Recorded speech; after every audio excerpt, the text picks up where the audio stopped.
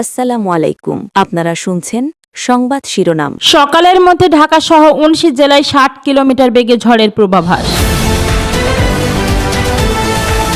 জানিয়ে দেব নেত্রকোনায় নিষিদ্ধ যুবলীগের ঝটিকা মিছিলের ভিডিও ফেসবুকে, পুলিশ বলছে তথ্য পায়নি। এরপর থাকছে খুলনা সিটি মেডিকেলে ভয়াবহ আগুন নিয়ন্ত্রণে ফায়ার সার্ভিসের ১২ ইউনিট। অবৈধভাবে ভারতে যাওয়ার সময় ২ বাংলাদেশি আটক। সর্বশেষ জানিয়ে দেব এসএসসি পরীক্ষা কেন্দ্রে এনসিপি নেতাকে পিটুনি, উদ্ধারে পুলিশ। এতক্ষণ শুনছিলেন সংবাদ শিরোনাম, এখন থাকছে বিস্তারিত। সকালের মধ্যে ঢাকা সহ ১৯ জেলায় ৬০ কিলোমিটার বেগে ঝড়ের পূর্বাভাস। দেশের ১৯টি জেলার ঘন্টায় সর্বোচ্চ ৬০ কিলোমিটার বেগে অস্থায়ীভাবে দমকা অথবা ঝড়ো হাওয়া সহ বজ্রবৃষ্টির পূর্বাভাস দিয়েছে আবহাওয়া অফিস। শুক্রবার ১২ জুন সকাল ৯টা পর্যন্ত দেশের অভ্যন্তরীণ নদী বন্দরগুলোর জন্য দেওয়া এক সতর্কবার্তায় এই তথ্য জানানো হয়। আবহাওয়া অধিদপ্তরের তথ্য অনুযায়ী রংপুর, দিনাজপুর, রাজশাহী, পাবনা, বগুড়া, ঢাকা, টাঙ্গাইল, ময়মনসিংহ, ফরিদপুর, যশোর, কুষ্টিয়া, খুলনা, বরিশাল, পটুয়াখালী, কুমিল্লা, নোয়াখালী, চট্টগ্রাম, কক্সবাজার এবং সিলেট অঞ্চলের উপর দিয়ে পূর্ব অথবা দক্ষিণ পূর্ব দিক থেকে দমকা বা ঝড়ো হাওয়া বয়ে যেতে পারে। এই পরিস্থিতির কারণে উক্ত অঞ্চলের নদীবন্দরগুলোকে ১ নম্বর সতর্ক সংকেত দেখাতে বলা হয়েছে। এছাড়া শুক্রবার সন্ধ্যা পর্যন্ত দেশের সব বিভাগে অস্থায়ীভাবে দমকা অথবা ঝড়ো হাওয়া সহ বিদ্যুৎ চমকানো এবং হালকা থেকে মাঝারি ধরনের বৃষ্টি বা বজ্রবৃষ্টির সম্ভাবনা রয়েছে। কোথাও কোথাও মাঝারি ধরনের ভারী থেকে ভারী বর্ষণও হতে পারে বলে জানিয়েছে আবহাওয়া অফিস। আবহাওয়ার সামগ্রিক পূর্বাভাস অনুযায়ী আগামী ১ সপ্তাহ জুড়ে দেশের সব বিভাগে এই ঝড় বৃষ্টি ও ভারী বর্ষণের প্রবণতা অব্যাহত থাকার সম্ভাবনা রয়েছে। জানাবো নেত্রকোনায় নিষিদ্ধ যুবলীগের ঝটিকা মিছিলের ভিডিও ফেসবুকে, পুলিশ বলছে তথ্য পায়নি। নেত্রকোনায় নিষিদ্ধ ঘোষিত যুবলীগের একটি ঝটিকা মিছিলের ভিডিও সামাজিক যোগাযোগ মাধ্যম ফেসবুকে ছড়িয়ে পড়েছে।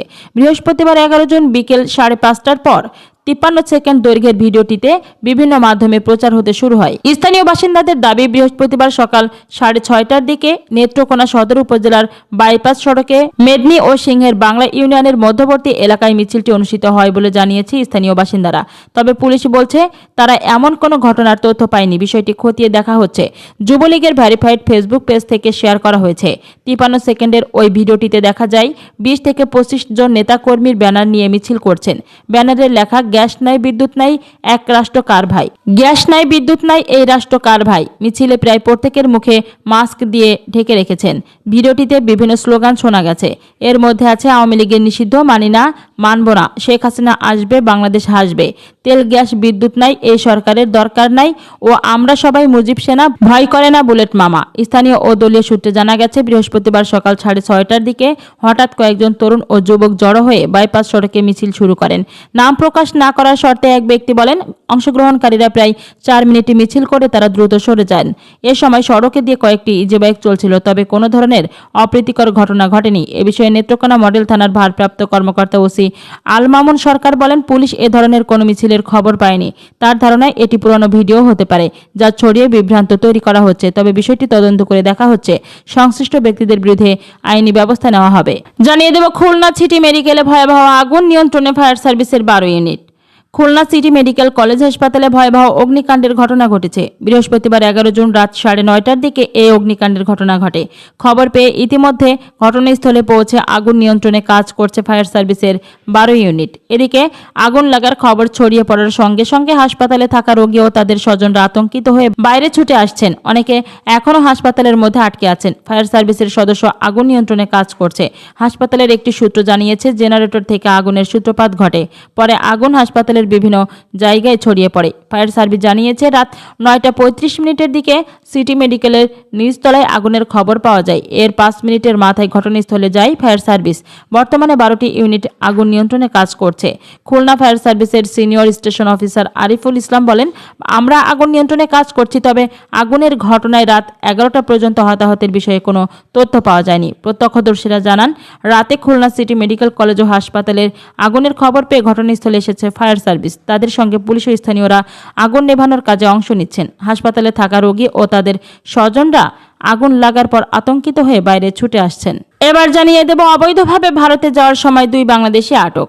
শেরপুরের নালিতাবাড়ি সীমান্ত দিয়ে অবৈধভাবে ভারতে প্রবেশের চেষ্টার সময় 2 বাংলাদেশি নাগরিককে আটক করেছে বর্ডার গার্ড বাংলাদেশ বিজিবি। বৃহস্পতিবার 11 জুন দুপুরে বিজিবি এ তথ্য নিশ্চিত করেন। এর আগে বুধবার রাতে উপজেলার বুরুঙ্গা সীমান্ত এলাকা থেকে তাদের আটক করা হয়। আটক ব্যক্তিরা হলেন ঢাকার সাভার উপজেলার জহরচাঙ্গা গ্রামের মিজানুর রহমানের ছেলে মোহাম্মদ সামিউল হক ও তার মেয়ে মোসাম্মদ রাবিয়া খাতুন।